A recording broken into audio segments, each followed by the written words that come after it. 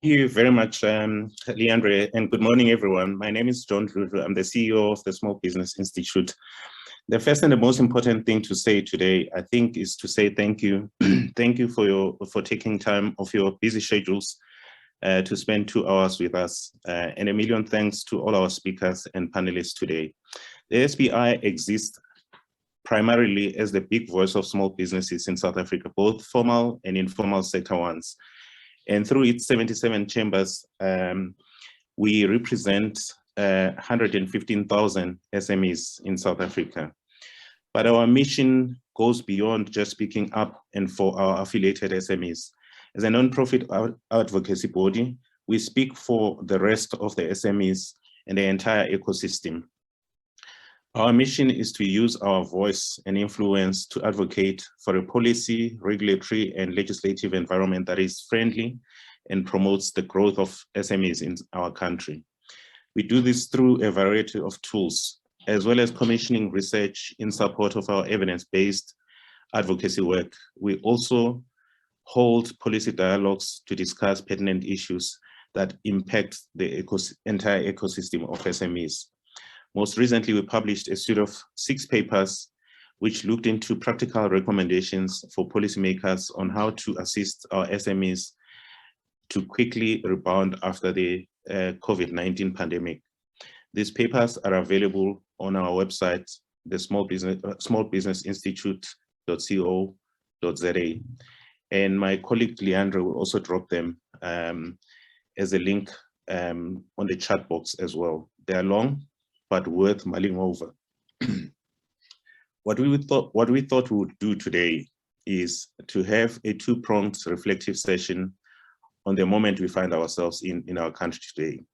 We know full well that our SMEs have been hard hit by the pandemic and other pre-existing conditions, such as the red tape, late payment of invoices, load shedding, and all sorts of other things like the recessionary conditions and slow growth of our economy. And of course, the mayhem that we saw in July 2021. So we thought we would use the first segment of the conversation to reflect on what is available by way of relief to our SMEs. I'll be facilitating this segment, and the second segment will be facilitated by a good friend of the SBI, Mr. David Murobe. And his will be a conversation with entrepreneurs right from the ground. We have prepared a very detailed pack of biographies for all our eminent speakers today. It's available as part of the invitation link you received when registering. Without further ado, let me introduce the first of our 3 speakers for the first segment. The keynote address will be given by Mr. Saki Zamxaka. Mr. Zamxaka is the new CEO of the Gauteng Enterprise Propeller, the Provincial Development Finance Institution, which plays a critical role in revitalizing and promoting small businesses in the province. He's also the founder and director of ZARX, a stock exchange in South Africa, and Mitasa, an investment company. Mr. Zamxaka, welcome, sir. Over to you. Thank you, John. And good morning to the fellow panelists, and good morning to everyone who joined the chat and fellow entrepreneurs. I hope you can hear me pretty clearly.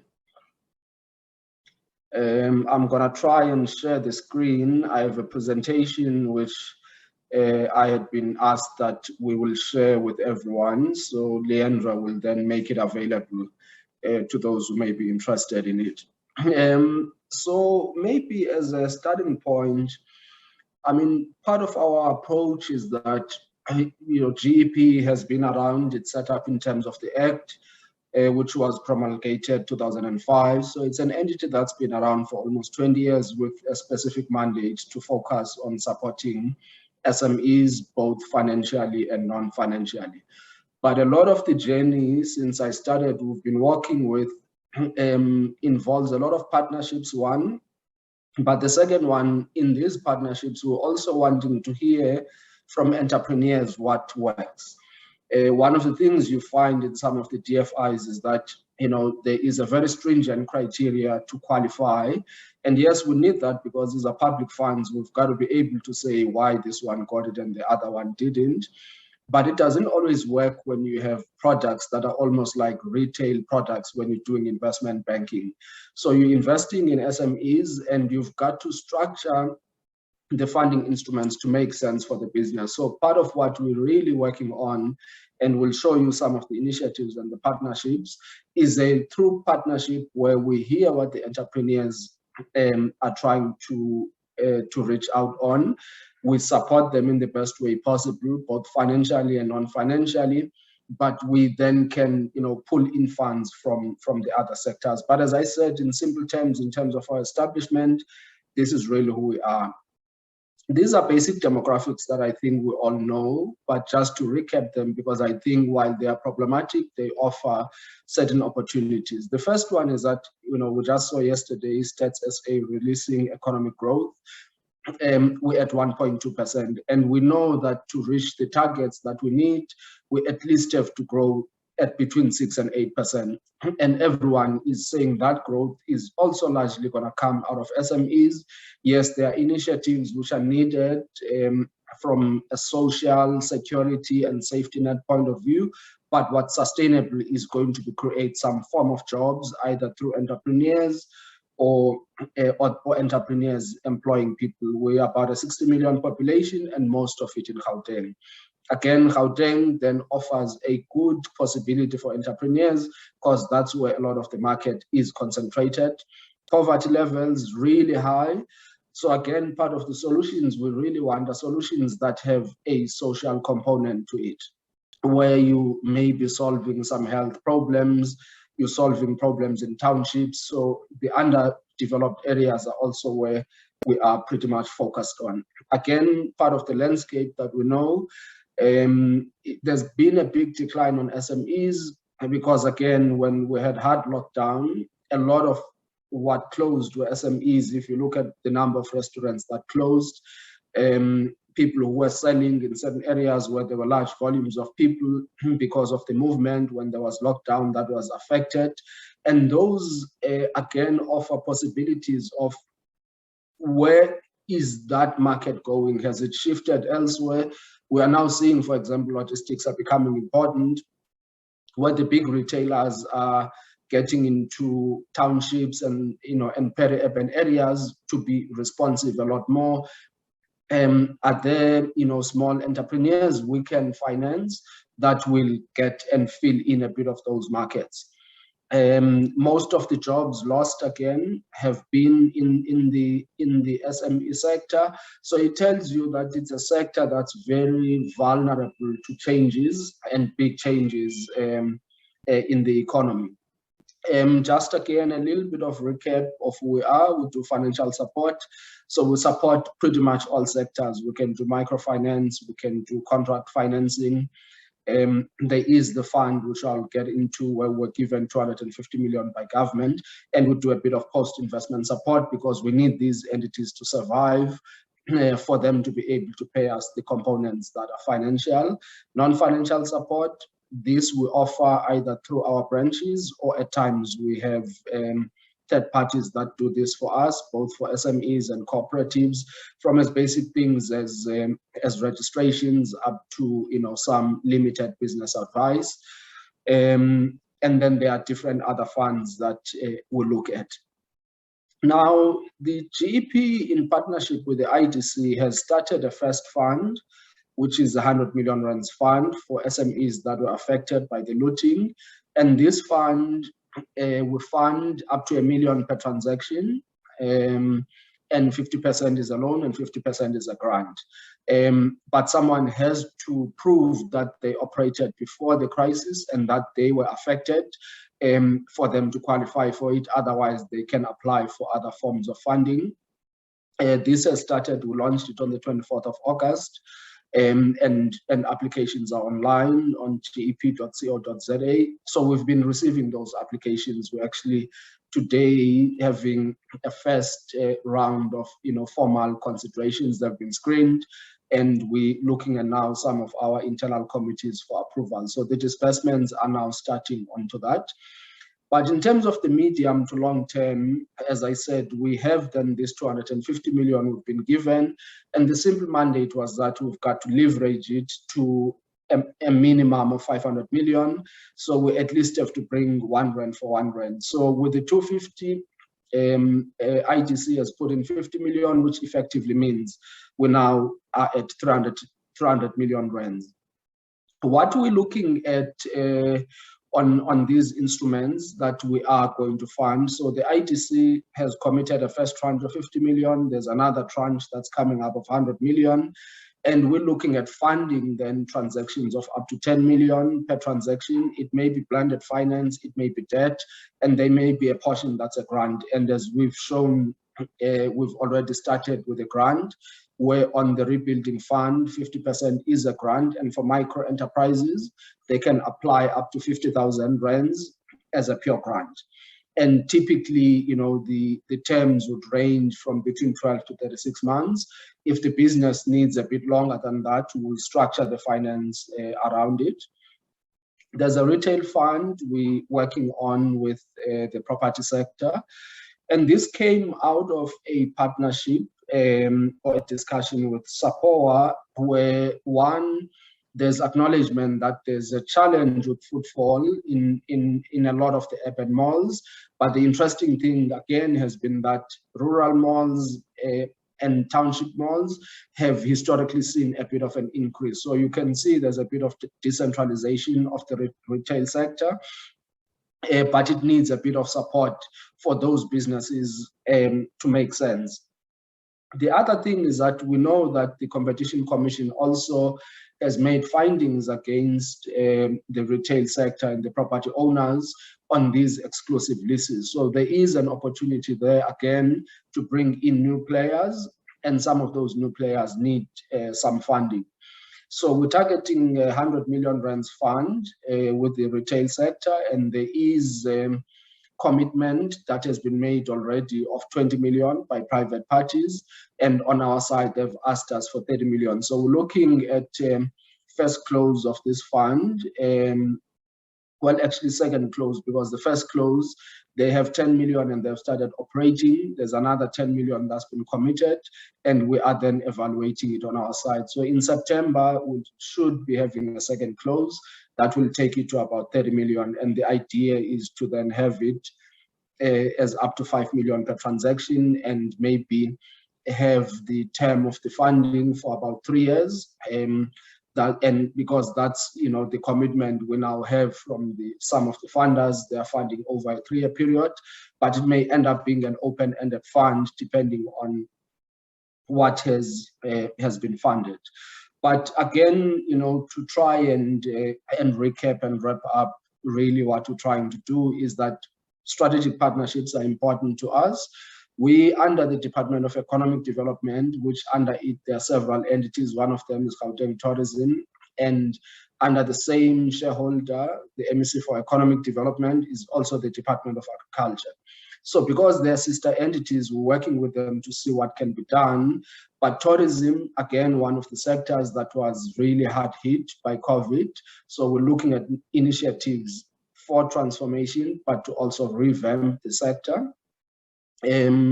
Agriculture, again, as the population of Gauteng grows, we need food. And the way, you know, South Africa generally is structured, a lot of things have to travel long distances. So there is opportunity for intensive farming in Gauteng because it is closer to the market. I mean, if you're doing, let's say, herbs and certain crops, you can actually do intensive farming and be closer to the market, but also be closer to agro-processing. So these are some of the partnerships we're doing, but starting basically with where we are. We're working with some of the sitters on training programs, but we're also looking at how we match these training programs with needs of SMEs, because they are the ones that need resources the most. So we're trying to tailor our initiatives with them. Contract finance is another area where there's a big gap. A lot of entrepreneurs get contracts and they can't fund them. There's been a big increase in the market for this kind of sector, but it's also come with a bit of predatory tendencies where, you know, people are charged 10+% a month, you know, so effectively somebody has a contract and almost the entire margin goes to the funder because they can't get into it. So we want to get into this market to sort of make it make sense for entrepreneurs, but also work with other potential funders that you can collaborate to blend the cost of finance, because in most occasions, this is not even that much risky because there's a contract behind it. And in certain instances, there's even an invoice behind it. Youth program, within September, we will also announce a youth program that we're working on. We've had them before, but we've rejigged them a little bit to make them more sustainable so that where it is employment, the employment is longer, to create a bit of sustainability, but the other bit is to fund entrepreneurs that are owned by youth. So that again will make available. And then we enhancing other business support programs. So these are basically the initiatives, but in a nutshell, we are here to support entrepreneurs and we listen from them. Yes, the resources are limited, and at times we have a lot of our internal challenges. I get a lot of complaints about people who've applied and they haven't gotten response. The IT system wasn't working for a while and we put it back online. So in the past couple of months, there's a lot of work we've been doing, going back, dealing with some of the challenges the entity has had historically. We're starting to stabilize, but there may still be some of the frustrations that people have had, but we'll try and be responsive. So if you go to our website, you send us emails, or contact us on social media, you know, so there are the platforms of GEP that we're increasing the number of dedicated people that can respond to them. I mean, already from the 24th, we've received more than 200 applications on the relief fund. So that's where we are. So John, thanks for the invite. It's always, I think, important for us to have these discussions with entrepreneurs, get feedback, and see where we can improve. Thank you. Thank you very much, Mr. Zamklaka. And Mr. Zamklaka has kindly agreed to take a few questions. We have on the chat box, that's where you can post some questions for him. So here's the first one we have. What is the criteria? Do you have to be Black-owned to receive funding? Thank you. Thank you. Well, at this stage, it's not been a requirement for the funding. The requirement has been that it must be SME, but depending then on the other funds that we launch and what the requirements of the other funders, it may be an issue. But again, generally, you know, as a state-owned company, we get measured on how much of our work is with Black-owned entities. So, you know, BE compliance is still important, but at this stage, it's not a disqualifying criteria. Thank you very much, Mr. Zamklaka. I don't see any question unless I'm mistaken. And then, of course, we'll make the presentation available to both to our website, and I think it's available at GEP as well website. Is there any other question, maybe? Yes, Chair, there's one question that came in. Okay, Leandro, I don't, oh yeah, okay. I see one from Tabisa Dokwe. Do you require applicants to be tax compliant? Is the funding directed to registered businesses? So yes, we do require entities to be tax compliant. And yes, the funding is directed to registered businesses. The informal businesses, which we're looking at the 50,000 rands grant, may be businesses that are not registered, but we at least need some sort of proof that they exist, either a business account, or some form of, otherwise then we run the risk that if we disperse, we can have people saying, the money didn't go to the people for which it was intended. We're still a state-owned company, so we have, duty to make sure that taxpayers' monies are accounted for. But we don't expect that somebody who's been an informal trader has a registered entity, but there's got to be some sort of proof that they actually are trading. And this may be through municipalities, it may be that you are leasing space from somebody, or whatever it is that becomes proof that we can use. So on the other question about what role SMEs have played, so the growth announced yesterday is 1.2%. And I mean, a lot of it, I think, came from sectors like mining, which have been operating and they continue to do well.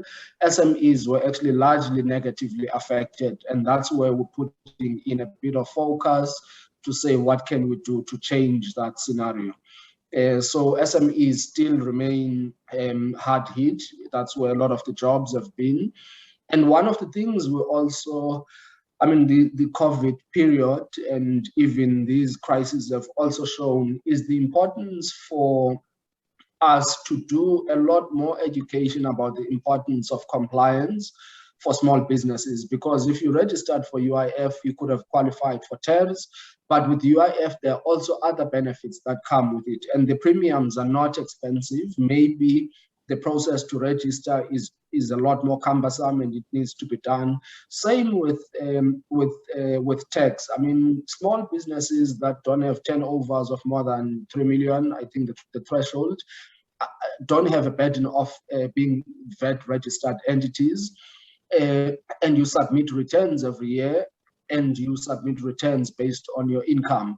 So again, maybe some of the compliance need to be made a little bit more simple, but if you don't comply, it then becomes a bit of a challenge, one, again, at several levels. One, you stand the risk of losing where there are benefits for registered entities. The other one is, most importantly, because a lot of this assistance comes from the state, you can't then be dealing with businesses that are non-compliant. I mean, we saw this with the taxi industry when there was recapitalization. Part of the requirement was that you must be tax registered.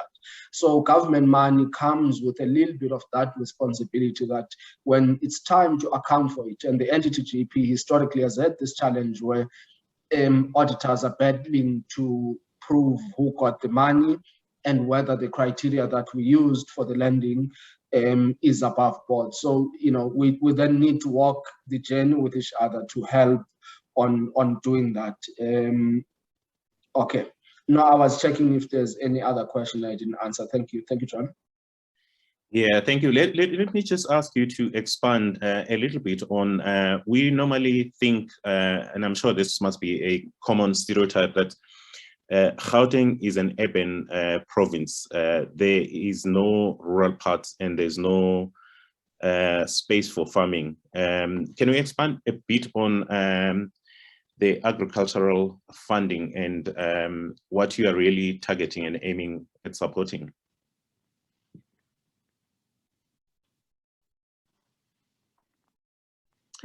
I think you're muted, Mr. Zamklaka. Yeah, sorry. So there's another question here that comes when somebody wants to apply on a business idea that they have. They must go to the website. So the website has apply online.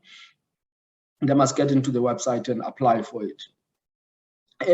Department of Agriculture has several initiatives, John, at different levels. So some of the initiatives are for food security, where they're doing food gardens and encouraging people for sustenance. There is some where they are looking at small scale farmers that they're looking at, and then there's another program where they're targeting a minimum of 50 farmers that they can commercialize.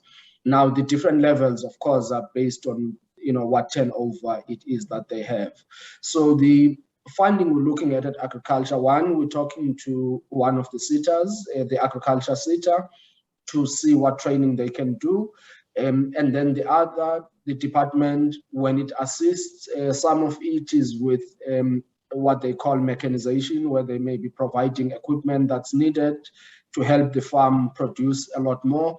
A lot of the assistance comes in as a grant. And then what we do from our side often is then the consideration of the working capital requirements. Because somebody may have a tractor, may have land, may have a contract to supply McCain or Checkers or Pick and Pay or Woolworths, whatever the off-taker is, but then don't have the working capital to take them through until they harvest and they can deliver. So those are the different areas that we are looking at. Of course, again, you know, the limitation is that we don't have a big balance sheet, so we're not the ITC. So our level of how we can fund is still going to be limited to our limits per transaction on what we can do. But we fund pretty much anywhere in the value chain as long as it's commercially viable. Thank you. Thank you. I think you pretty much answered Andre Fisser's question, but let me, it's very specific. I think it's about a sector. I have a young white male who has run a communication business for some years and wants to expand into the youth market. They're under 35 years of age and needs finance to expand specifically into the young Black entrepreneurs to assist them in setting up the same model with annuity model.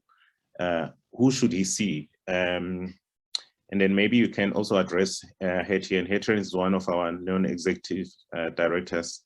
Are there similar initiatives in other provinces where agriculture is key? So I answered the first one, Lulu, which is, you know, the gentleman must apply on the website. It's usually difficult responding to a business idea when you don't know the numbers behind it. So whether it's commercially viable and what the requirement is something we can only see once we know the application. So the gentleman must go on our website. These initiatives, yes, are in some provinces, and these always depend on, you know, so ITC is national, they operate everywhere. CIFA is national, they operate everywhere. And then there's the local DFI. So KZN has what I think they call Growth Fund, and Itala. The Eastern Cape has what's called the ECTC. I know they're looking at some of these initiatives with Ufuyani there as the chairman. You know, Free State, actually, some of the guys contacted me when they were looking at, you know, maybe looking at what we're doing. I've not interacted with MIGA or LIMDEV in Mpumalanga and Limpopo yet to see what their initiatives are, but you can always get to them through some of the, you know, national DFIs. NEF as well does look into this. And I know the ITC is administering a fund on behalf of the Department of Agriculture, which is also looking into agriculture. So in a nutshell, yes, there are some of these initiatives in other provinces.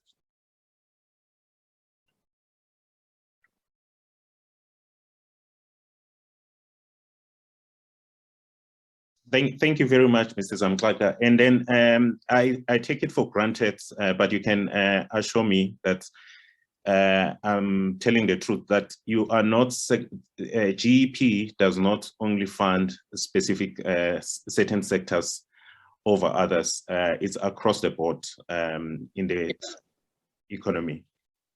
Yeah, we have no exclusion. So we fund pretty much any sector for as long as it is viable. Thank you very much. Thank you. And then maybe you can also give us details of how to contact you, not your cell phone, preferably. So the website is gep.co.za. That's usually the most reliable thing to contact us. And then the second thing is you can send an email to enquiries at gep.co.za. And then I'm trying to think. I mean, the website is actually often the best one, or you can then, depending on where you are, which region, you can walk to. We have 6 offices across the province. You could walk into them, and by going to the website, you will see which one is closest to you. Thank you. Thank you very much. I see my colleague has just put the details at inquiries@gep.co.za. And Mr. Zamklaga, thank you very much for joining us today. Of course, you can stay, but as a busy person as well, we understand if you drop off the call, and we'll make the recording available, and it will be available to the website, through our website, as well as through the GEP website.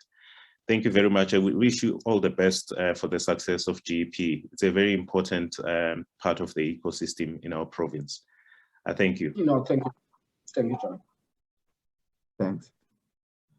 All right. Yeah. Jeffrey is with us, John. Okay, Mr. Ndumo, if you are ready, please go ahead, and Mr. Morobe, you will take over, I think, at 11. Thank you, Mr. Ndumo. Okay, thank you, John. I am trying to share. I don't know whether you could see my presentation. Let me just pull it up. It is showing, thank you. Is it showing? All right, Yes. let me, yeah. Everybody can hear me, am I right? Yes, we can, Mr. Ndumo. Go ahead. Thank you, sir. Okay. Chairperson, thank you very much. I've been, and I thank you for inviting the department and myself to come and make this presentation. I've been asked really to look at presenting the interventions that the department has put in place to assist those businesses that were affected by the unrest. Here is the Department of Small Business with its supporting agencies. What do they intend to do? So here I'll be touching on the 2 instruments that we've put together, which is the Business Recovery Program, and then also the Informal Trader Support Program. Those are the 2 ones. This is just the outline. Now look at the purpose, background, the recovery program. I'll also look at the Informal Trader Support Program, because there are some interim relief measures that we're putting in place to assist those businesses that were affected in the 2 provinces, and also some of the few other provinces, but by and large, the majority are in KZN and Gauteng. And then I'll look at the clients that were also affected, who were supported by SIFA, and then also give you the update on how far have we gone in trying to assist these businesses. And those are the issues. Yeah, as I said, the aim here is to present to this webinar on the initiative put in place to support formal and informal businesses through the Department of Small Business Development and its agency, the Small Enterprise Development, which is called SEDA, and the Small Enterprise Finance Agency, which is called SIFA, to ensure the stabilization of the economy and assisting those businesses that were affected by the unrest.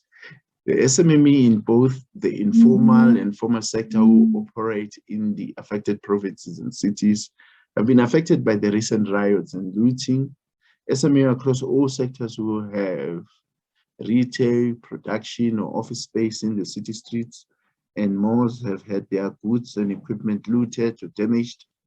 The impact is not only on the informal or formal SMME retail sector, but even in all other sectors, including the service sectors, whereby either equipment has been looted or damaged, as well as the damaged property has been the order of the day. In addition, taverns and shebeens, which were closed due to the level 4 restrictions, have suffered with their alcohol stock being looted as well. And destruction of the business infrastructure has been severe. We need to mobilize resources to restore law and order in order to protect property and safeguard economic infrastructure. Disruptions in the supply chains, more especially in the cases where stock is not able to reach the shelves, informal businesses not able to apply their trade, resulting in loss of income to SMMEs. This will lead to increased poverty in our view, unemployment, and a decrease in the growth of the GDP, which SME really contributes. Just by way of background, this has been the economic consideration, the compounding economic problem that has affected the SMME sector. We had a fragile pre-COVID-19 base, low economic growth rates, unemployment, poverty, inequality, and formal employment issues here. And then we were hit by the lockdown. The economy is still reeling from the 2020 hard lockdown. And then also we had experienced also lockdown level 4 when unrest erupted, trade restricted, businesses, operations were also placed towards the 8 o'clock at night so that they are closed. Prohibition of sit-down meals in some of the restaurants, prohibition of liquor sales, tourism, prohibition of leisure travel in and out of Gauteng, and the cross-cutting limit to 50% occupancy of floor space, including employees. As if that is not enough, we had an emergent protest-induced consideration, ransacked malls, shopping centers, destruction of infrastructure, restricted mobility and banned trucks, looting, especially those that do not have business insurance. More job losses were resulted, and a likely surge in the informal employment really. And the informal employment, which means that some people were really going down. Implications here are very clear and they are dire: an increasing need for social security amid the existing fiscal pressures, compounded health problems in the coming few weeks, the stalled vaccine rollout, the new infections, delayed economic recovery borrowing from the recent March 2021 IMF study. GDP will likely remain about at percentage point below year-on-year until 1.5 year after protest. An average social unrest episodes causes a 1.4 percentage point drop in returns over a 2-week events window. So now, in terms of really just by continuation of that background, we looked at the stats which has been offered by the SAPOA and Business Leadership South Africa. It is estimated that the cost of recent violent protests on the economy of KwaZulu-Natal and Gauteng is as follows: 1.5 billion in stock has been lost, and the damage to the tune of 15 billion recorded on property and equipment, and more than 800 retail stores were looted and 100 were completely burned. This has impacted negatively on about 50,000 informal traders and 40,000 businesses. To date, 150,000 jobs are reported to be at risk. This necessitates, therefore, ladies and gentlemen, the introduction by the department as well of formal and informal sectors business recovery support package to accelerate business and economic recovery with a view to curb job losses as well as business closure. Therefore, the business recovery support program really entails the following. Really, we will focus in supporting the uninsured small business enterprises which were impacted negatively by the unrest, predominantly in KwaZulu-Natal and Gauteng. And then small enterprises which require funding for working capital, including stock, equipment, including delivery vehicles and furniture, as well as fittings. Small enterprises with existing funding from other lenders will still be considered. The program really offers the following financial support. It is a blended finance, which is a combination of a grant We grant is 60% grant and a loan which is 40%. The interest rate on the loan component is limited to 5%, and the initial payment moratorium of up to a maximum of 12 months for small enterprises in KwaZulu-Natal and Gauteng, and 6 months for other provinces. Repayment periods of a maximum of 60 months and maximum funding accessible per entity is 2 million. That is the maximum amount. And then in terms of the pre-investment, small enterprises will be assisted by the Small Enterprise Development Agency, which is SEDA, to package their funding applications. Those who cannot do it for themselves, we think SEDA is the agency to assist here. On the post-investment, the program through the Small Enterprise Development Agency will offer customized business development support based on the needs of the small enterprises. The small enterprises must be negatively affected by the unrest for them to qualify. That took place in July 2021. And they must provide a South African Police Service case number, which must be submitted as evidence that indeed they were affected. Be a registered legal entity in South Africa by CIPC, so they must have a registration certificate. Be 100% owned by South African citizens, have been in operation at least 30 June 2021, where they could then provide a bank statement to prove such operations, be registered and compliant with the South African Revenue Services, be registered on the National SMME database. This is the website of that database. Preference will be given to businesses in KwaZulu-Natal and Gauteng. Affidavit confirming that the business is not insured. The conditional grant provided in the scheme will be converted into a loan should the business benefit from insurance post-approval. Informal businesses are excluded since there is a dedicated support package for them, which is the Informal Traders Support Package. Also, in addition, FICA documents must be supplied, e.g. your municipal accounts, certified ID copies of directors and members of the businesses should be provided, and then a 3 months bank statement is required. We don't want only just the bank statements that is more than a year, but just 3 months.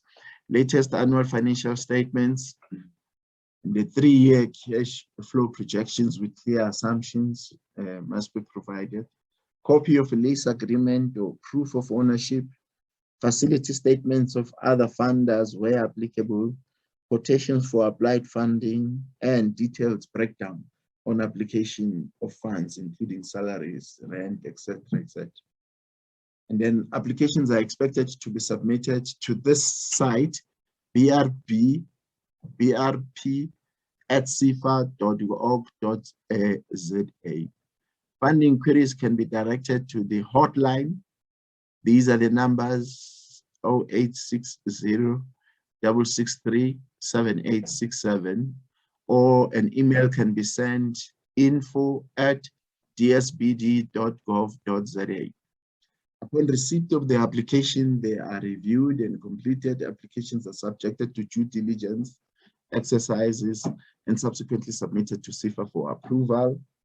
Follow-ups are made with SMMEs whose funding applications are incomplete to submit the outstanding information. SMMEs that require non-financial support are referred to SEDA for further handling, as I had mentioned.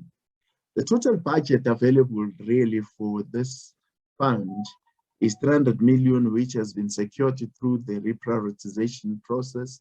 We've looked at our funds within the department, and we have reprioritized for this event, which really was never planned for, 300 million.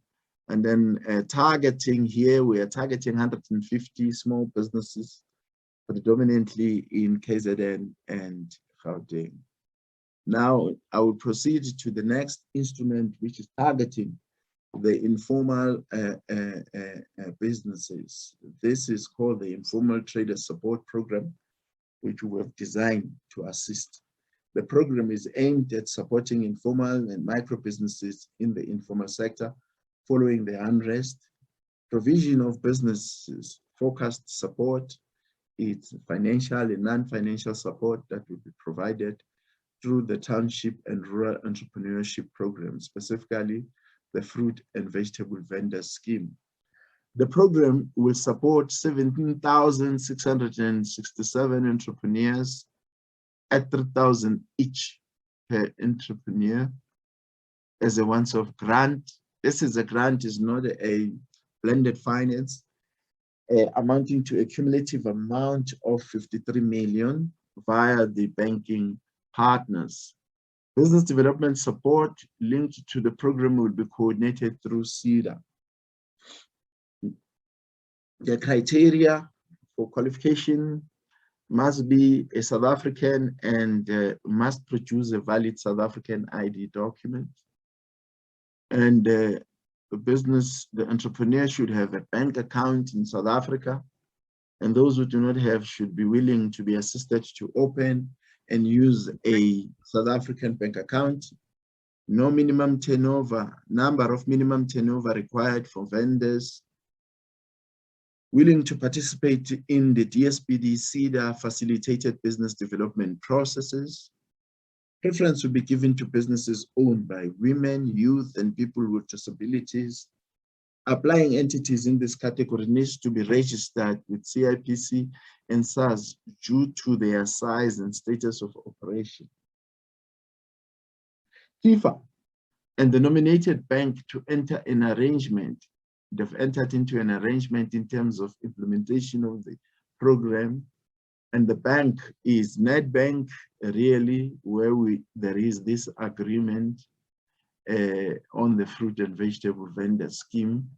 So applications to be done via the participating bank, which is Nedbank. And Nedbank will utilize various informal traders associations to package applications and verify the operations of the informal traders. It does not mean that because the Nedbank is going to use associations here, it's because of the bulkiness of the applications that we are experiencing. We want the associations really to help. But those businesses that can be willing and be able to do it alone, they will be allowed to submit their applications who are informal and who are capable. But the preference really is to get those traders association to assist. Disburse grant funding via Nedbank and Nedbank to provide periodic reporting to SIFA on all disbursed funds. Associations can submit their members' applications on SIFA informal traders at nedbank.co.za. SEDA to provide post-funding support where necessary. The implementation of, in terms of other instruments here, there is the implementation of a moratorium on permits and business license requirements. As you know, in terms of the licensing act or the business act, businesses are expected to get permits and licensing. There is a moratorium on them. And therefore, it's one of the support we are giving as a department. And the requirements for business permits and licenses to be lifted until 31st of December 2022. This has the potential of reducing the cost of doing business for the period covered by the moratorium. It is expected that the SMME, including cooperatives, will plow back the money into their respective businesses by acquiring either equipment or stock. However, SMMEs and cooperatives will be encouraged to strive to comply with the Business Act. Reduction of the cost of finance or borrowing for SMMEs and cooperatives, considering the increase in the grant component and reduction in the debt component of the blended finance model to make funding more accessible to SMME and corporate more, especially those in the informal sector. These are the CFA funded clients who are affected as well by the violence, and I think the total amount of these, there are 11 of them, and the amounts to about 14.9 million. Those are that are affected by the violence. They are about 4 retail, 2 fuel retail, eye care, 1, and then 4 restaurants. All in all, they amount to 11. And then in terms of what has been done so far to process the applications, the total number of applications received so far, they are from KwaZulu-Natal 30, Gauteng South 10, and the north of Gauteng 19. The total is 59. This is up to 20th of August 2021. I think they will be updated to reflect September very soon. And then the total value of application received, they are sitting at 47 million. 30 million is KwaZulu-Natal, 9.7 million is South, Gauteng South, and 8.1 million is Gauteng North. The total number of applications being processed, 13 from KwaZulu-Natal, 5 from Gauteng South, and 3 from Gauteng North. All in all, there are 21. And the total value of application being processed, as you could see, the biggest chunk is from KZN, followed by South and North Gauteng, 19.5 million. And then, of course, the projected approval dates, those are the dates that are being anticipated to take place in terms of the approval, ladies and gentlemen. It means, therefore, some of these have already happened. Ladies and gentlemen, I want to thank you very much for listening to me. Those are the instruments that we've designed as a department to support small businesses. Chairperson, I thank you very much. Thank you very much, Mr. Ndumo, and thank you very much for honoring our invitation to come through. I don't know if you'll have time for 5 minutes questions. Yeah, no, I will entertain questions. Okay, if I don't see any questions, but let me ask you just one question to kickstart the conversation.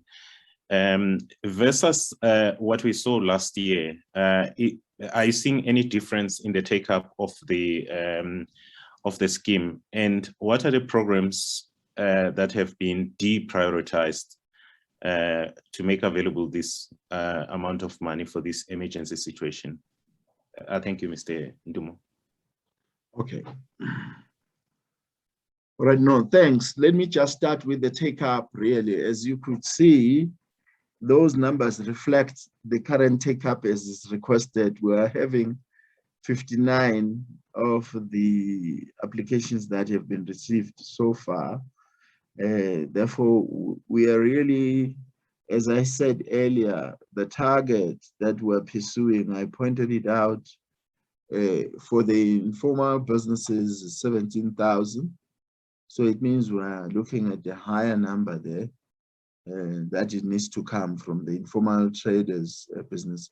We are targeting 150. So we are sitting really more or less, if I could use the term, 1/3 of the numbers of what we were expecting. So we are hoping that, I think as the month gathers, that number will increase. So it will be prematurely really to say the uptake is not is too high or the uptake is low. I think it is fairly moving as expected, and we expect the numbers to pick up to the level of what we have set ourselves a target, because the funds that we've put aside so far could address those targets using the 3,000 for the informal traders, and then of course for the business rescue, the 2 million money that we've set ourselves. So I would say it's more or less moving according to plan. That would be the answer I give. And then in terms of the scheme, we have taken the money from TREP. There is a scheme that is targeting the informal businesses. I think it had about lot of money that was sitting onto it, and some of the blended finance money that were available for just the normal course of business. And then we have taken a combined 300 million there, plus the 53 million from the informal traders. The formal traders had the money. We just converted the informal traders business funds to be for the scheme as well. And then there were certain portions of 53 million that we've taken from it. So those are the schemes that were more or less just affected, but they still have their money because they had a big chunk of investment on it. So they are sitting with fairly good money themselves. But I think 300 million has been appropriated for this purpose and reprioritized for this purpose. Yeah, thank you, Mr. Viv, for those questions. Any other questions? Yeah, I see my colleague Leandro has asked one question. What informed the number of informal traders, 17,600, that are earmarked to receive assistance?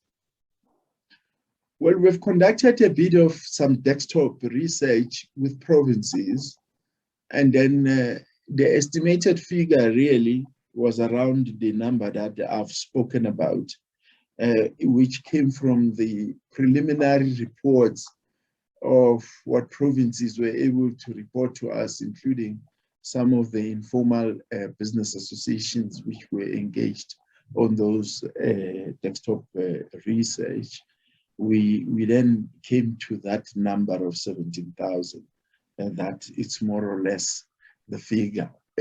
That's estimated figure, but it has to be confirmed firmly because a further study is being undertaken, which will be provided to the department very soon. It might mean that it's either low, that number, or we need to increase the number, or more or less it's on the mark. Yeah, but that's how we arrived at that figure. Mr. Ndumo, thank you very much. And I take it for granted that you'll make the presentation available so that we can share it with the participants today and put it on our website. Am I correct to assume that? Yes, definitely, Chair, definitely. Thank you very much, Mr. Ndumo, and thank you for honoring our invitation. At this point, I would like to hand over to my colleague, David Morobe. Mr. Morobe, I've already introduced you. If you're good and ready to go, please do go ahead. Thank you. Thank you, Mr. Chairman. I appreciate the opportunity that you have afforded me to engage with the entrepreneurs, because I think they are the lifeblood of our economy, and I think we need to hear it from the horse's mouth every opportunity we can. I think per your introduction, my name is David Morobe. I'm from Business Partners. I head the Impact Investing Unit at Business Partners, but I'm also part of the team that is responsible for Sukuma, which was providing relief to small and medium enterprises that were affected by the pandemic and the successive lockdowns that we experienced. I must say, the past 17 months or so, this COVID pandemic has been the bane of our existence. And I'm hoping that the end is in sight, because I've heard that the president will be announcing soon that he'll be relaxing. He may be announcing that he'll be relaxing the lockdown restriction that we have experienced thus far. I think in response to the pandemic, there have been a number of initiatives, such as we've heard from the Department of Small Business, that were aimed at helping our small and medium enterprises. From the public sector, there have been a number also from the private sector that were earmarked. I think we've got the Anglo one that was assisting small and medium enterprises. From us, we were given the responsibility of managing the Sukuma Fund, which came around as a result of a donation from the Rupert family and Remgro to the amount of about R1 billion. I must say, even before we start, I'm pleased to announce that we assisted just over 5,000 small and medium enterprises through that intervention that came from those funds. And we've also assisted through business partners, a number of our clients, through giving them moratoriums on payments and maybe sometimes interest and capital moratorium over a period of time.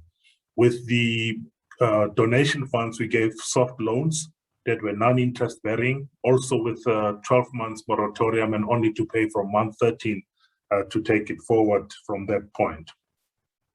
I must say, though, that whilst a number of many small and medium enterprises benefited from this program, there's still many that still need to be assisted.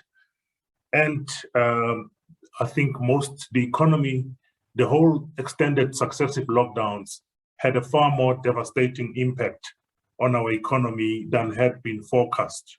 So it's important that we keep on focusing on what it is that entrepreneurs would like us to do. And also, it's important also to acknowledge and give recognition to those entrepreneurs that have showcased a resilience and tenacity even during this challenging, unprecedented times. So I'm sure, ladies and gentlemen, you'd like to hear from the entrepreneurs. I see they are appearing on the screen. Thank you for agreeing, most of you on such short notice. I don't see Bulelani. I don't know if he's been having a challenge of connecting, so hopefully he will join us in time. And I'm sure you all want to hear from our entrepreneurs who have kindly agreed to share their experiences with us. The theme, as you know, is the tenacity of South Africa's business owners, and I'm sure you being here after such an extended pandemic and lockdowns is testimony to the fact that you are tenacious, that you are resilient. Thank you for all of you being here. The businesses that you see here are quite diverse and come from a variety of sectors, and ranging from hospitality sector. I see Annaline's good background there that showcases the hospitality. I hope you'll tell us a bit about that. We've got branding and print, that's Bulelani, who's not with us at the moment. Health, media, and software technology, something that I run away from every time I'm given an opportunity. I don't know anything about software and technology. So what I'm going to do, I'm going to give each one of our entrepreneurs about 1 minute to tell us what it is that they do and why they chose to get into that particular sector. I will mute as the entrepreneur speaks so that we don't have that interference, because sometimes the bandwidth will not be able to handle if two people are muted. So I would ask you, when I do ask you, you unmute yourself, and then when you've finished, you then mute yourself. First one, ladies first, is Anneline van Wyk. Tell us about yourself and how you why you elected to get into that field. Good morning, David and everybody.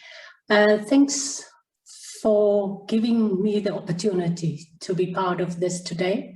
I really do appreciate. And it's actually a pleasure to share. For me, it was not my calling at all, unless, or at least somebody said to me, this is where you belong, hospitality. So I give it a try, and it's worth it all the way. And in this hospitality, I learn a lot. I learned a lot because I haven't expected it to be going this far, but it happened. And for me, it is like overwhelmed, because you look forward, you dream, but it wasn't even your dream in the beginning, but that dream unfolded and it came true. So for me, this was my baby. It's now a grown baby. It is nice to be in the hospitality. I enjoy every single moment till today. And I still look forward to much more.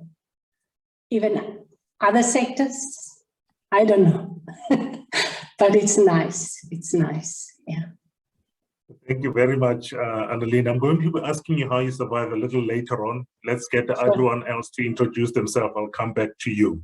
All right. Okay. I'm going to give over to Mwiponi. And you know, I was just thinking that as a seasoned journalist, you understand the media space much more than any one of us could ever imagine. But I'm sure even for yourself, the bravery, the gall to start a business in the middle of COVID, I think you need to tell us a little bit about that and why you elected to get into that space at that time. Thank you, everyone. My name is Mwiponi Malefani. I'm a former journalist. I've been a journalist for almost 18 years, but mostly I was writing politics. I left journalism in 2018, but before I left, I knew that I want to do business, but I wasn't sure what. So I kept on thinking of different things that I can do and so on. But when I was at the Sowetan, I realized that Sowetan as a Black newspaper, it's supposed to promote Black businesses, especially small businesses, because the stories that we write mostly, they affect people in the townships and so on. Then I saw that there's a gap here and people focus on big business.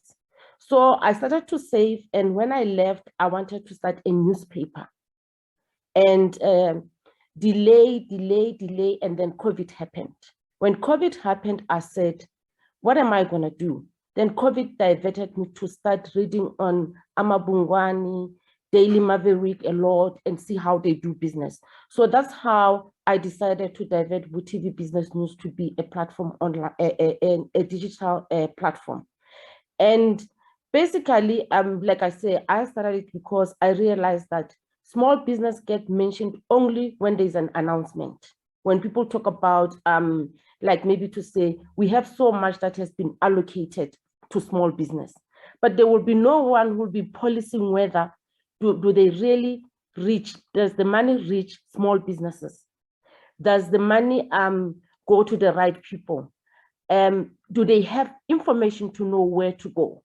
So that's what made me to start the business. I started it out of my own pocket. I saved, I'm only hustling now to try to get this and that and see who can fund me. I will end there. Thank you very much, Mwiponi. I think it's bravery. And during the COVID times, I've had the privilege of working with entrepreneurs during this difficult time, and many of them really couldn't survive the challenges that were in the market. But for you to start, and perhaps maybe during times of adversity and crisis, that's the time to start. I'm tempted to, pardon? Can I add something? I want to say, you know, sometimes, yes, it is a difficult time, but I always say to people, I don't know how to, I can't start a hair salon because I'm not a hairdresser.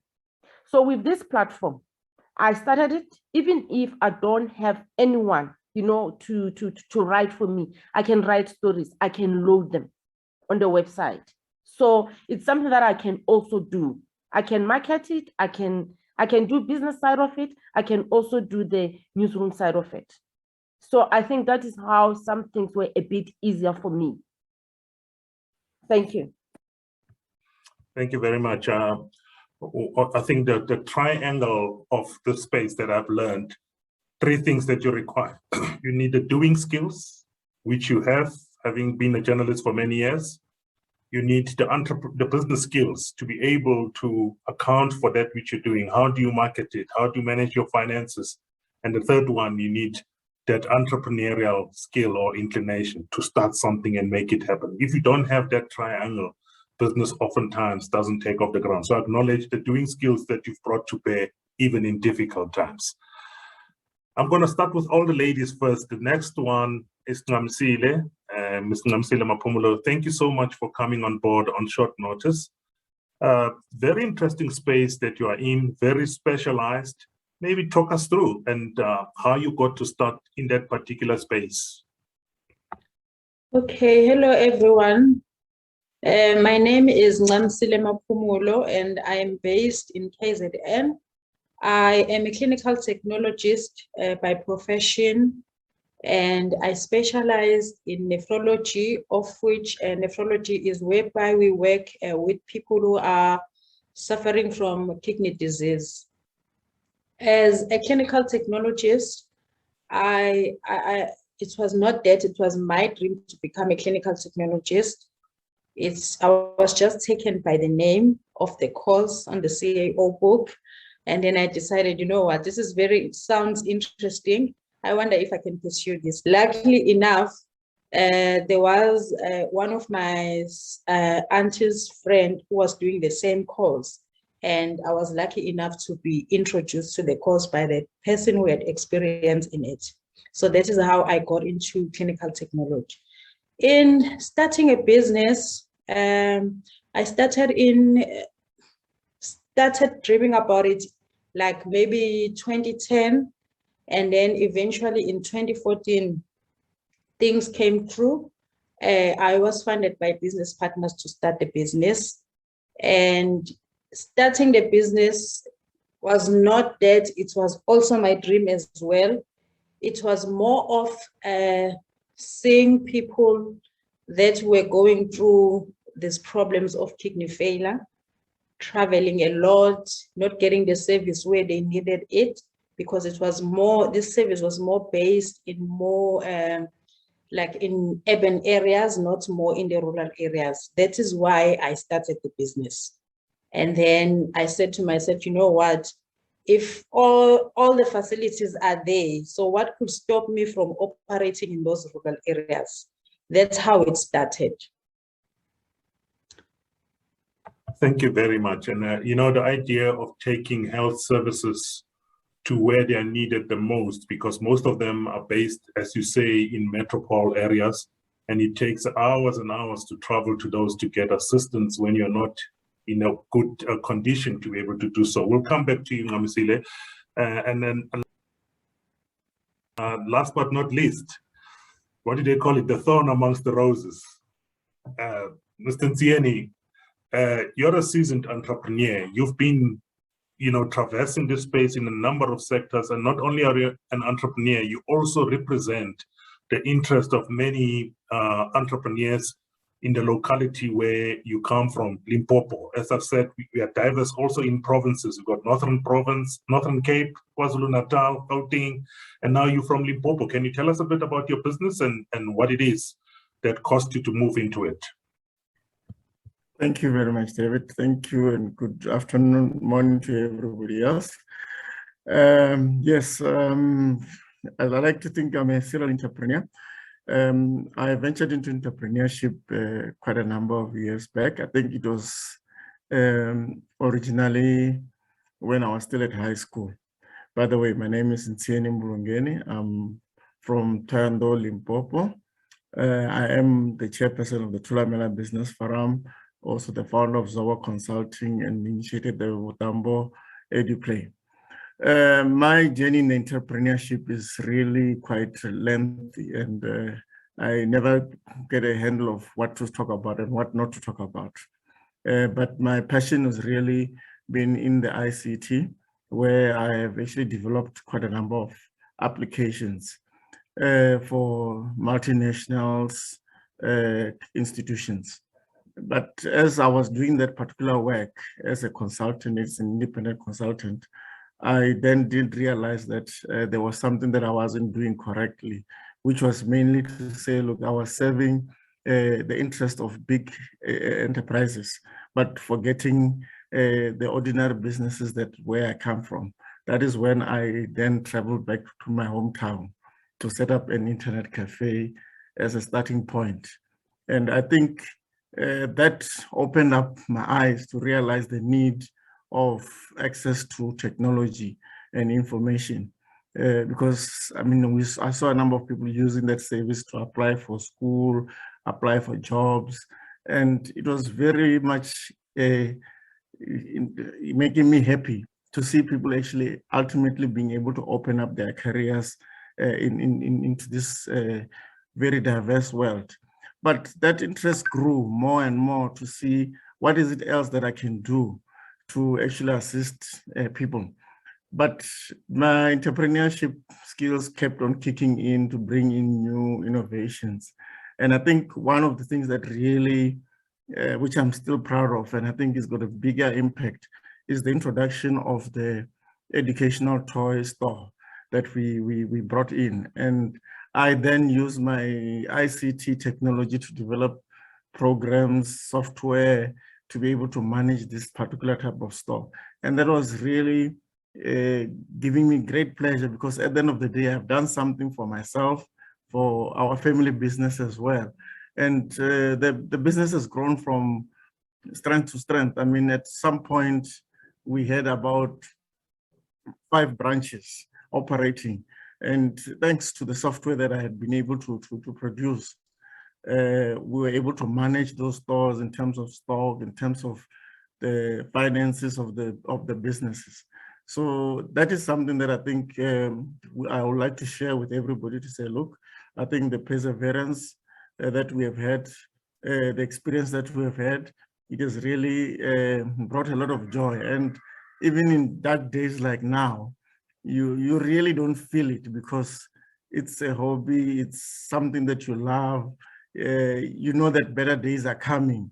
You know, we have had very, very terrible days where certain things where you're not able to meet basic obligations of your own or even of the business, but you always overcome that hardship.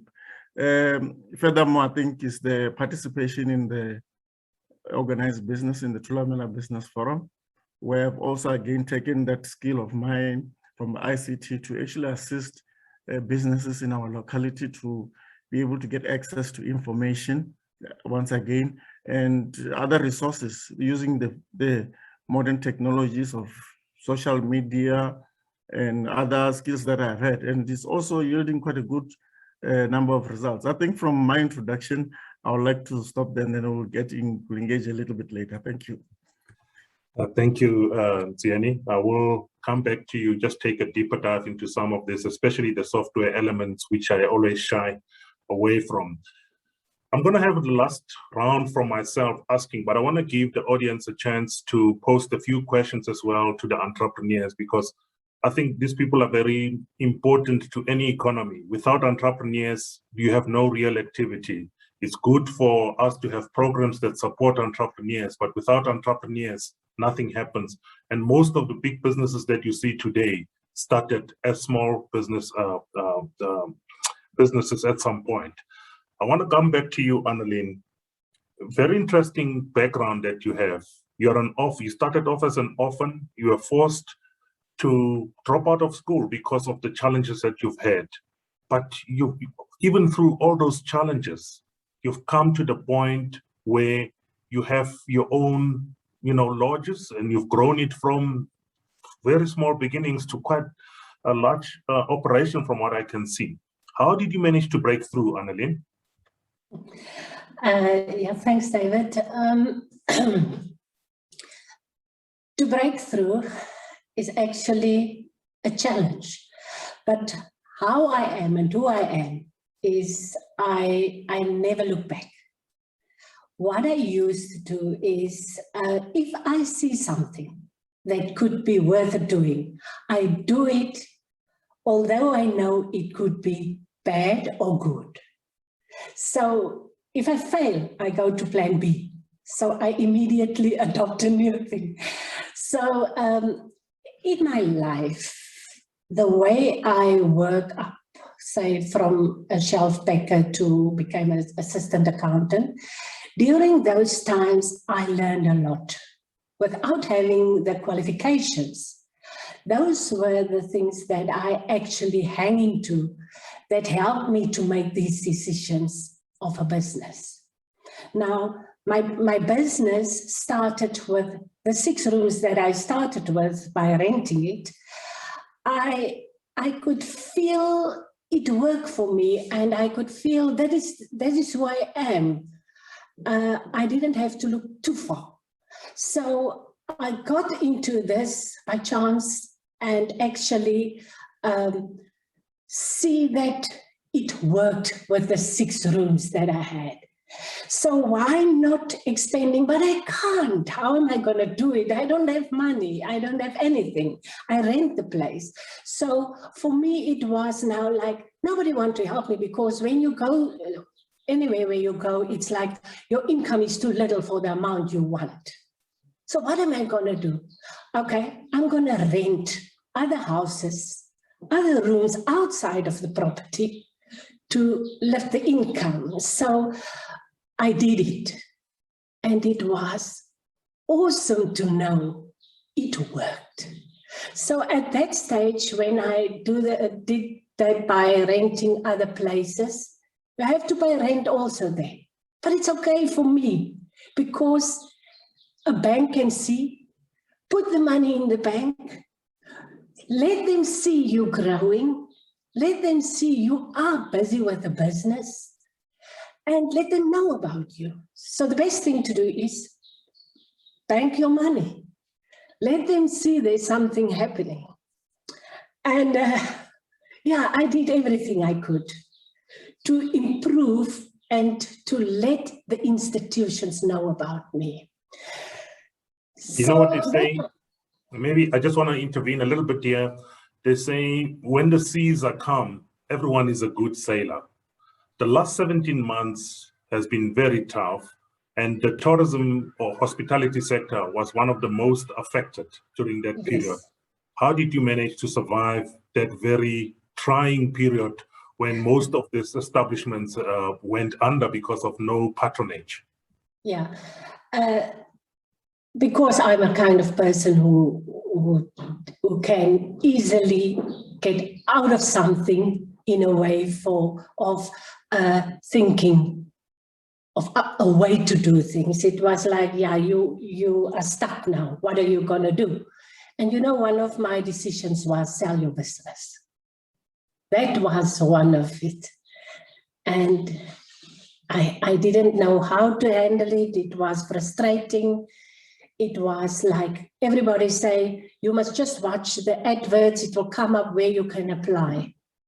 And yeah, I look at that as here it is. I even give out a lot of money to apply at a lot of institutions so that somebody can do the applications for me to get some money. But I went to the doctor one day, and the doctor said to there was a call while I was sitting there with him. And I said to this person, no, I'm frustrated. No, I'm not gonna, I can't take you. We're not taking any businesses yet. People yet for doing business, we closed. So he said to me, when I finish, you're gonna go open your business, please. You can't stop. So I was like, if the doctor says so I'm sitting here with him, it's his business, so I must do something about it. So I went back and I go to the necessary people to apply for the certificate of essential services. And there's where my beginning of opening and realizing that you must move on. So when I started there and opened, there was a few coming, and I took in a few casuals, 1, 2, because my staff is getting their UIF money. So the casuals can still help here. Everyone will get a piece, something on the table. So I get in those casuals. So for that period, when I opened for essentials, I was shocked. I was shocked because I move into the bracket of something can happen, and maybe, although you're scared, maybe nothing can happen. And it happened. Oh, the thank you very carpet much. was taken away from me, yeah. Thank you very much. I think it's good to have people like yourself who, traverse even during challenging times. How many people do you employ, Annelien? I have now at this time 4, 6, 8 people. And you've managed to keep them employed? I managed to keep them employed. I've cut a little bit to the hours till last month. Yeah, Okay. I cut a little bit of hours. I'm hoping with the relaxation of the lockdown restrictions, you can be able to take more and keep those people at least being able to put food on their table. I'll come back to you, Annalie. I'm going to move on now to, once again, Muiponi. The space you got into, Muiponi, is a very competitive market. What is it that you think gives your value proposition an edge in the marketplace? I find that we tell stories that haven't been told before. And in most cases, we've got sad news, whether it be it on TV or even your Twitter, you find people fighting and insulting each other. Mainstream media is about corruption, it's about this and that. And my platform has inspired a lot of people in the sense that there are people who want to read inspirational stories. There are people who get inspired and start their own platforms or their own companies as small businesses. And I'm saying this because, for instance, EWN says to me, Muiponi, give us your content. They put it on their website because they've got a research that told them that their news are too negative. So they use my content, and it helps with traffic to my platform. In KZN, Slindile runs a digital platform, but is in Sizulu. I think I don't know how to pronounce that. Let me not irritate people. What she does also, she takes my content, translates it into Zulu, and publishes it. So I have interest. News 24 was interested. Daily Maverick was interested, but we could not meet each other halfway. But I'm now with EWN, and that's why I think what I have started is a platform that we tell news that are not being told. To start the business, did you need any funding, and were you able to attract such funding? You know, it's very funny because as a journalist, my job has always been to write and walk away. I've never done budget except the budget for my cruiser. So I had a bit of money. I never thought of even asking about funding because, you know, when you're a journalist at heart, journalism is a calling. John can attest to that. So for me, it was about getting content out there. But by luck, I met a lady by the name of Mamuroke, who's a chartered accountant. And she started to school me about running a business. She's the one who put, then I said to her, this is how much I have. And then we looked, and I didn't even know how to get 3 codes, for instance, for when you want to get a service provider. Anyone that I got who said I can do that was like, oh, sharp.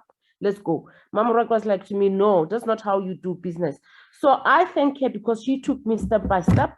But in the process, after I had launched, Ituba came through. They said to me, they can give me something. So they gave me a grant that managed to carry me for 6 months. And then I get adverts there and there. So I can say I'm a hustler who lives from hand to mouth, but I am blessed because I've never gone a month where I could not pay anyone who works with me.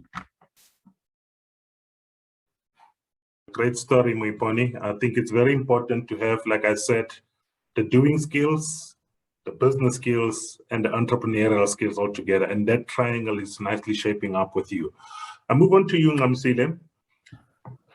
It's like I said, you know, most businesses fail in the first 2 years. You've been around for almost under a decade at the moment.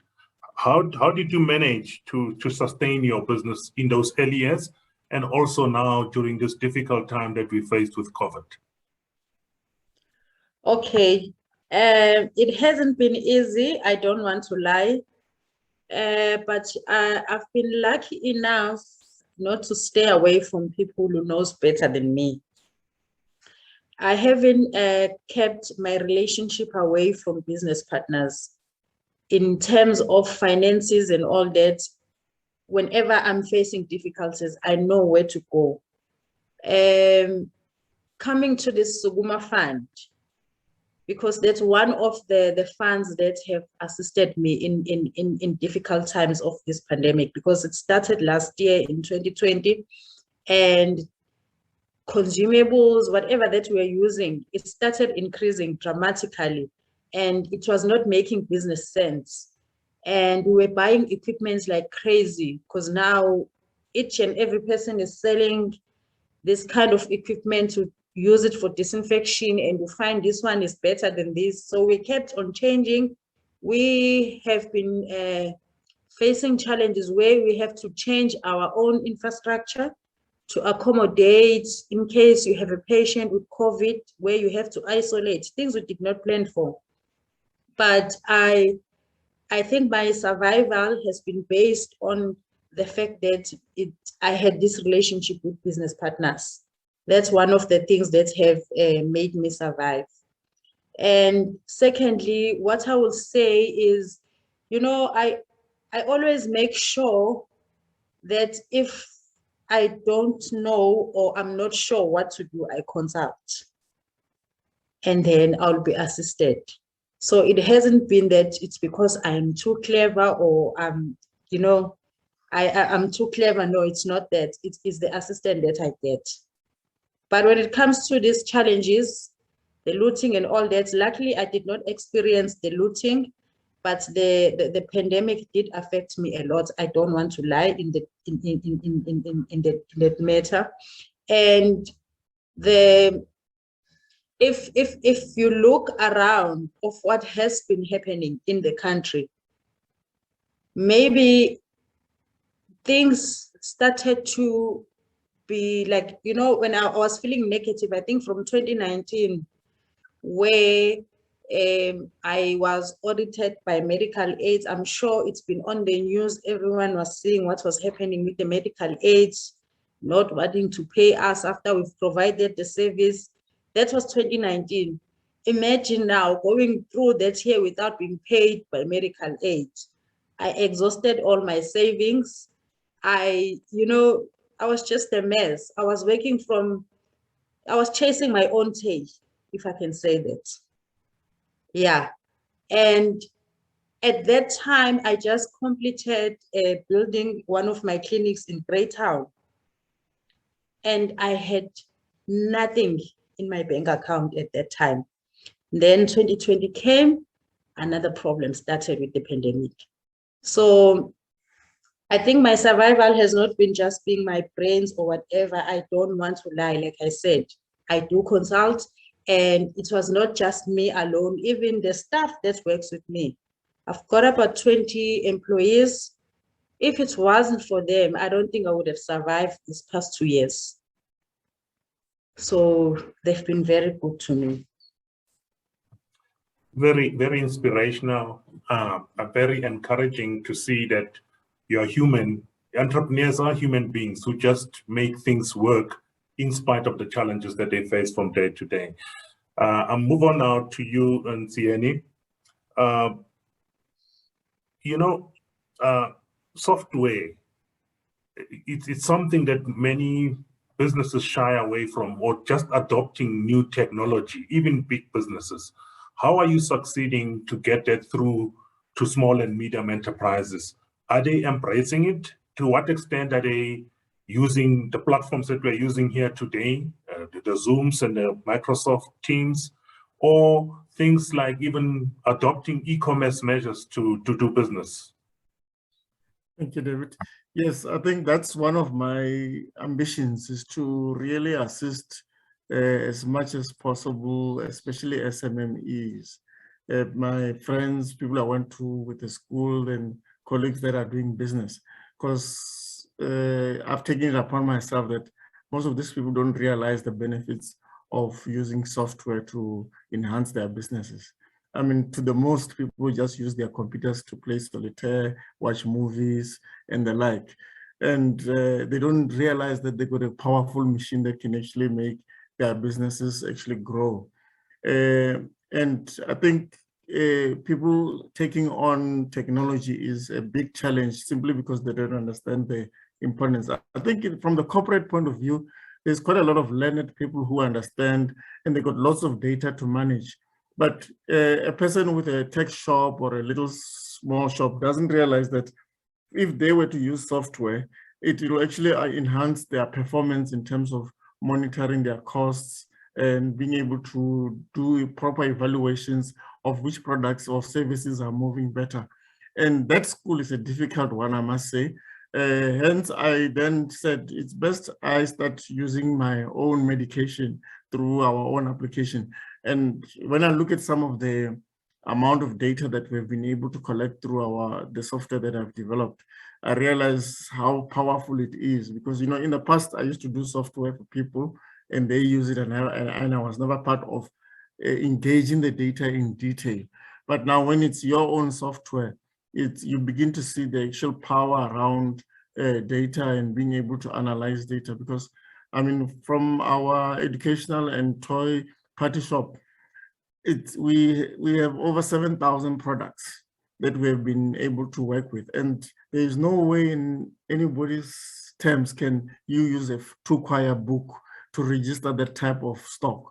You need to be able to know what product is moving, which categories is actually making money, which one is not making money, which one do you discontinue, those type of decisions. You can only make decisions like that when you have proper data, and you can't use an Excel spreadsheet to actually assist you in that type of thing. But it's not about having thousands and thousands of products. I mean, even if you're having as few as 20 products, that is, so you still need software, because you might want to manage your clients, you might want to manage the quality, you might want to have processes that you can follow through in your system. Because, I mean, you know for yourself, if you are a business partner, one of the first things you're going to look for is financial statements. And if you don't have that and you've been using a shoebox for the past year or 2 years, it's very difficult to collect the correct data. But if you have been using some kind of an application, doesn't need to be too fancy to collect some of the data. When David asks you for that, you just go back home and come back within 2 hours because you have the information readily available. So adopting software is quite a challenge for most of us. But I think slowly but surely, because of this lack of movement of people are now beginning to embrace doing business on platforms like Facebook, WhatsApp, and the like. And now they are beginning to realize that if I want to be able to post easily and upload images and capture sales, I need to have some back-end type of mechanism to do that. You also represent a number of entrepreneurs through the Thulamela Business Forum. We were struggling to get some of the assistance to them. You mentioned financial statements as one of the challenges, but what were they finding as a challenge to get assistance through some of the schemes that were announced, including by the Department of Small Business not so long ago? Thank you. I think the assistance has been well appreciated by a lot of SMMEs, but accessibility to that assistance is an ongoing concern. And the general cause of not being able to access these services is around compliance. That will be the first part. That is why we have been running programs around ensuring that people know how to comply as a starting point. And they were actually taking up those opportunities where we brought SARS, we brought the CIDB, we brought guys from various institutions to assist them. Then the next challenge that came is obviously the use of technology, where most of these applications are done online. You need to have an email, you need to go to a website. And from where we are, connectivity, data are serious concerns, and they become some kind of a hindering factor. So those are the big issues that people are having.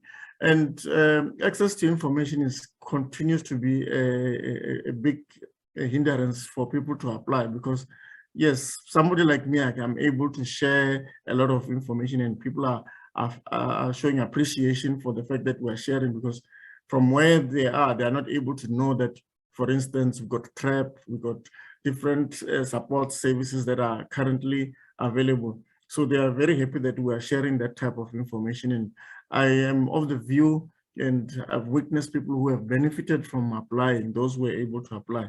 So the biggest challenge is really access to internet, is access to obviously data, and the compliance continues to be one of the biggest hindrances towards accessing support. Thank you very much, Ziani. I haven't seen questions come through, but I'm going to do this now, the last round with yourselves. give each one of you 1 minute or so to give an elevator pitch to say, this is my business and this is how we can support you when we come through to the Northern Cape. Annalene, tell us about what's it called? Undu, what you mentioned it.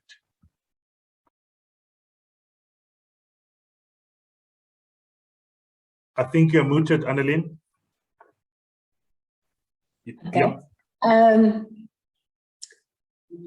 This place is very special.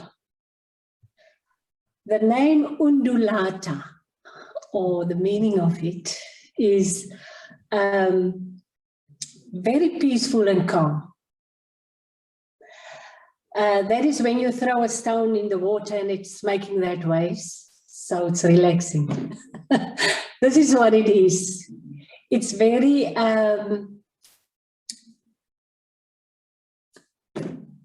what would I say now? We are interacting with our clients very personally. So it is home away from home. You will feel at ease here, and we are part of you when you came here, because we can easily adopt, and the service that we and our staff are giving is very special. That's why our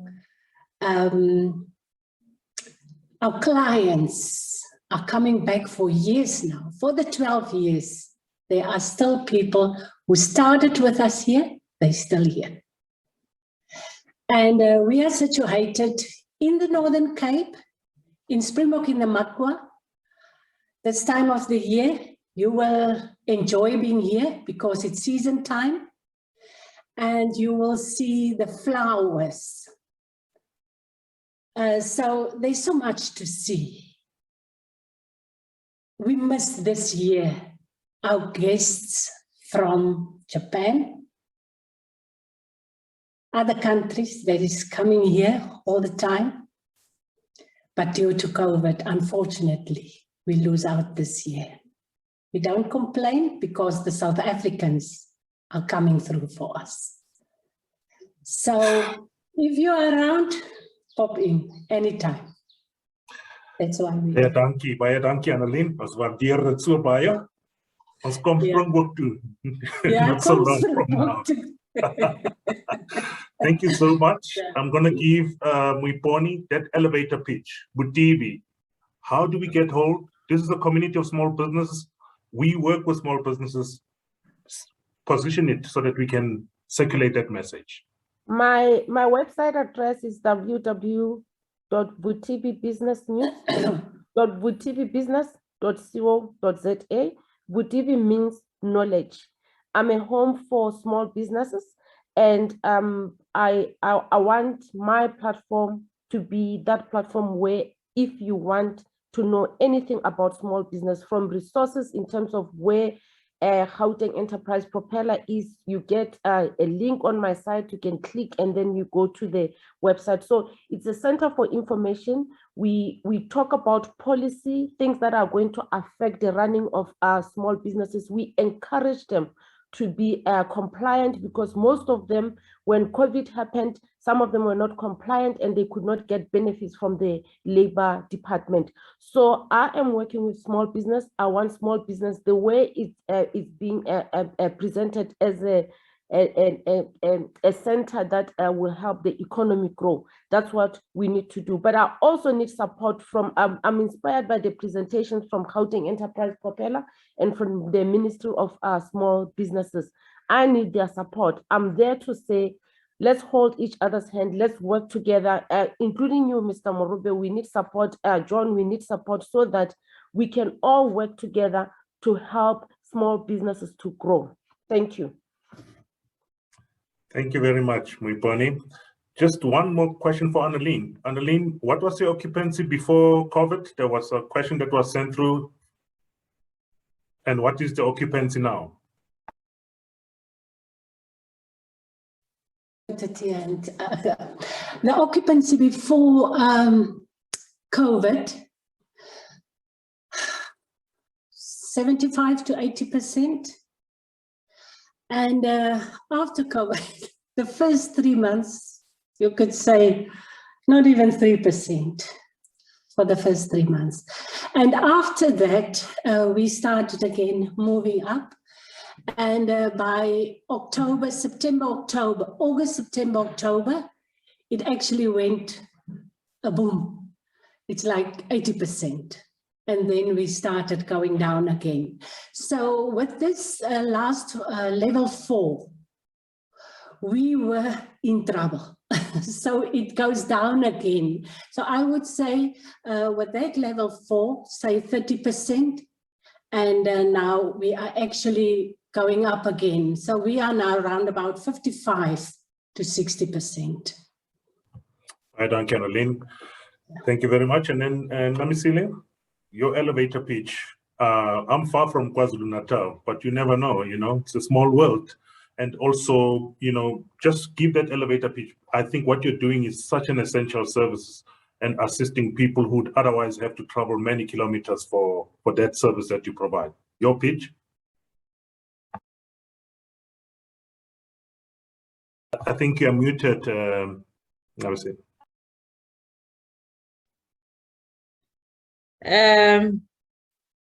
Let's not give up as business people. We are in this country. We can all see what is happening with our country. So if we are the people that are bringing money in the country, that's what I can say. We cannot give up. So if we give up, then what's going to happen to the other generation and the people that we have employed? I do understand that we are in the country where sometimes we feel like, our government is not doing anything for us. But now it is obvious that we have to do things ourselves. We are on our own and nobody else is going to be on our side as South Africans. So we have to stand up for ourselves. And we are the ones that have to make this country grow further than in believing to the government. I don't think there's anything that can be done right now. I don't know whether I'm being fed up or what, but that's how I see it. We have to do it ourselves. And like, I'm based in KZN. I've got a branch in Greytown. I've got a branch in Pongola, Nongoma and Ulundi. That's North Zululand. And I've got those clinics there. If ever there's a need for it to visit us, I've got a website, which is www.coastalnephrologycenter.co.za, and all the information is there. Thank you very much, Namsile. And then last but not least, Ntsieni, your elevator pitch. Thank you. I think on my part, it's more at a community level where I find it more comfort to say, look, we really like to urge various entities to mobilize around each other, especially as SMMEs. I'm happy with what Miponi is actually offering. I think we will need to also engage to ensure that we promote SMMEs, because I believe it's an ecosystem. And in this ecosystem, if we don't support each other as SMMEs, we're going to really find it quite difficult to grow. And that collaboration amongst SMEs is going to be one of the things that will assist us to go further. I mean, that's what we also picked up now during the midst of the pandemic, to say which businesses need to be upholded and to be sustained so that we can survive as other businesses, where we introduce the Agri-Hub. And I think through that Agri-Hub, a lot of other enterprises are going to be able to find benefits, because in the agricultural space, there's people who are doing packaging, there are people who are doing logistics and the like. So the beneficiation actually goes through a lot of other sectors as well. But from our side, as the business that we're currently running in the space of educational toy and creativity, we are now obviously looking into various we engaged some of our suppliers where we normally used to go and look for packagings or containers for educational purposes. Now we're using those, we're getting other ranges like people who want to do archer and other packaging of products. Now I've introduced those type of products so that we can diversify in this particular space, because you can see with the schooling is no longer attended as usual. So you find that some of our products have been moving slow. But now with the packaging part, we're now able to sustain ourselves because it creates a little bit of a balance. So I think the key thing is really to say, we like to engage as much other entrepreneurs so that we can start really working with each other. Because for us to fix this country, we will need to have more businesses that are running.